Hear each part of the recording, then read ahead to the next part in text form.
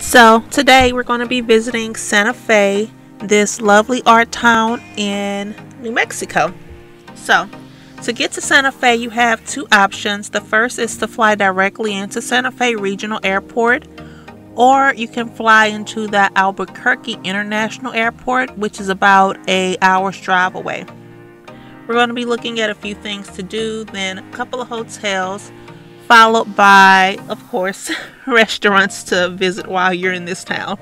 So the first thing to do is to go mountain hiking on this amazing trail. You get beautiful views of Santa Fe. Okay, so to start off, you can park in the St. John College parking lot, and you can take this hike, and it's about a 4.5-hour hike. They have an easier route and a steeper route for more experienced climbers. Also, it is worth mentioning that in the hotter months, it's best to start early in the morning because Santa Fe can get quite hot and quite dangerous. And we just want to make sure everybody's safe, so make sure you bring water also. Our next thing to do is one of the main things in Santa Fe, which is Canyon Road. It's in Santa Fe's historic art districts. There are plenty of galleries, boutiques, and historic homes. It's a must-do when you're in Santa Fe. There are tons of restaurants from casual to 5-star dining. Oh, you can even get traditional pottery here as well.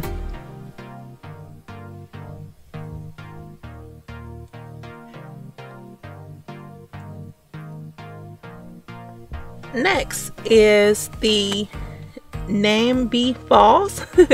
I'll have the proper spelling at the bottom of the screen because I'm pretty sure I pronounced that wrong. They have two different trails, and each trail is about a 1/4 mile long. One trail climbs up the hill, ending in a great view of the waterfall from above. The lower trail is the one that I actually would prefer. It goes through the river and it winds up into a beach area at the lowest point of the pool. You can expect to get a little bit wet on the lower trail. And it's important to remember that the river height, it fluctuates according to the season. So just make sure to keep an eye on that before you head out, to stay safe and make sure everything isn't too high for you. And when you're taking the lower trail, it's important to wear water shoes, shorts, and a great tip is to have a backpack that carries all your belongings and some water. This is Santa Fe, New Mexico, and again, like I know I mentioned it earlier, it gets pretty hot here, so water is a must. The hike is strenuous, so it may or may not be a good idea for small children. Just you know your children and you know what they're capable of, but keep in mind that the hike is strenuous. It costs $15 US to enter per carload, and it's a cash only system going there, and even overnight camping is allowed, so you can stay a couple nights if you want.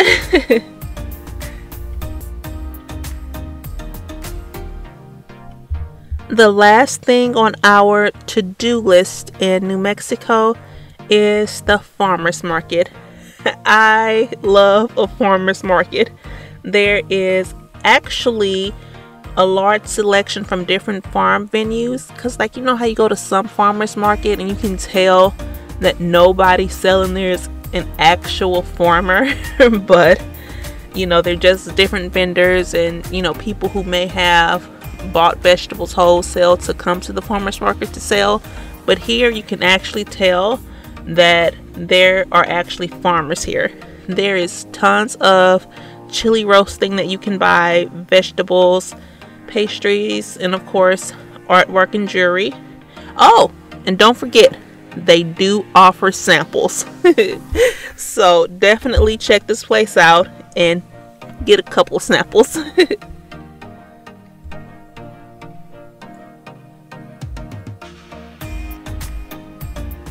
So our next section is where to stay. And the first place is this beautiful, beautiful, beautiful hotel. It's the Inn of Five Graces, and it has colorful textures and fabric and detailed mosaic. The hotel consists of 24 suites. Each suite has a fireplace and a deep soaking tub. And it's more of a romantic hotel versus a family hotel, or just to go by yourself. It's centrally located in the downtown area, 2 blocks away from the plaza and a block away from Canyon Road. It's within walking distance of everything in the historic downtown. Children 5 and older are welcomed at the hotel, and certain rooms can accommodate children under 5. Children age 5 to 12 pay an extra person's fee of $75 per person. But again, it's more of a romantic hotel. And while I would love to bring my kids here, they're toddlers, and I don't really think this is necessarily the place for them, because they would probably irritate the other guests. And you're looking to spend about $750 US per night to stay here.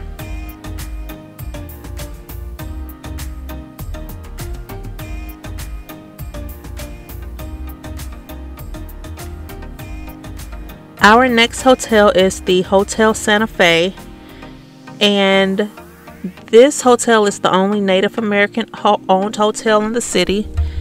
And of course, the rooms are beautiful, but that is not the real star of this hotel. This hotel offers ceremonial dance performances, historic storytelling. Also, it sells locally made crafts at the gift store, and in the evenings you can gather around an outdoor fireplace and listen to live Native American music. This hotel also offers private TP dining, and you're looking at $240 US to stay here. So again, this hotel is a very culturally centered hotel, and you can really feel like you had a cultural visit without even leaving the hotel premises. So that's why I chose this hotel for this list, because I think it's great that they offer all of these Native American cultural things, and for only $240 a night, I think that's a really good deal.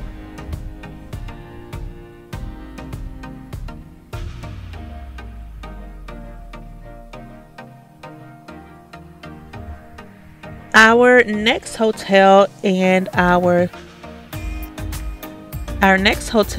the La Fonda at the Plaza. And I chose this hotel because it is very affordable for being right in the city center of Santa Fe. It's only $160 a night. They offer heated pool, hot tub, and spa. Oh, they also have 3 excellent on-site restaurants and bars. So if you want to be right in the center of Santa Fe, right in the heart of the action, but don't want to be spending too much, this is definitely the hotel for you.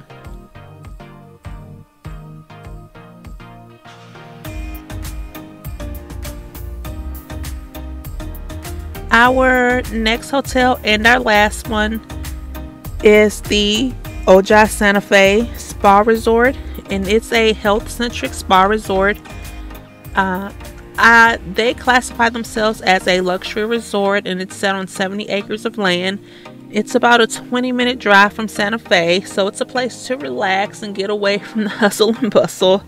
They have thermal pools, a saltwater pool, hiking trail, fitness center.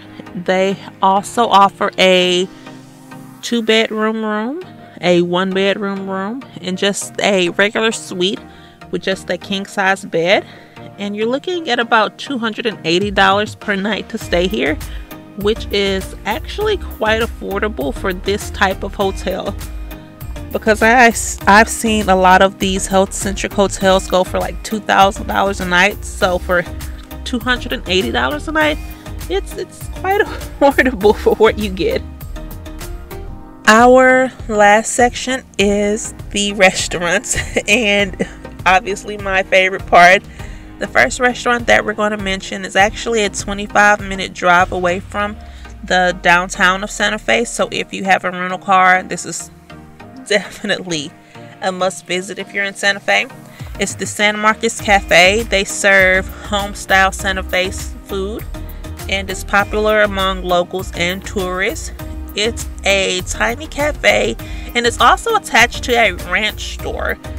It's a no frills restaurant, but very welcoming people, great meals, and one of the biggest stars of this restaurant is that they have peacocks that roam the property. They just like roam freely around.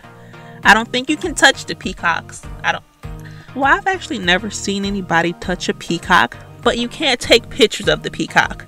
It's very affordable. You're looking at about $10 US to eat here.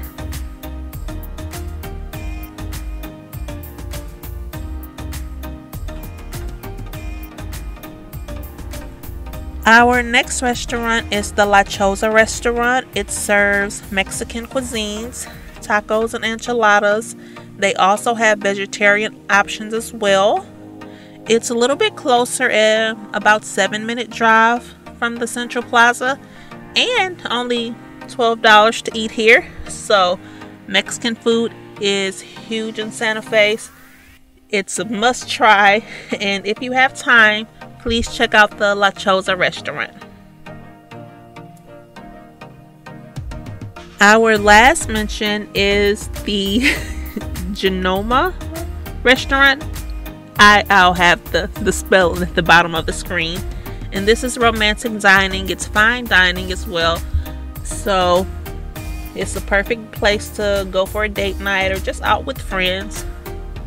It's set in a 1756 Adobe style home. It has fireplace. They also accept reservations, and you're looking at about $60 for an entree. Well, that completes our trip to Santa Fe. Hope to see you soon on our next trip. Bye.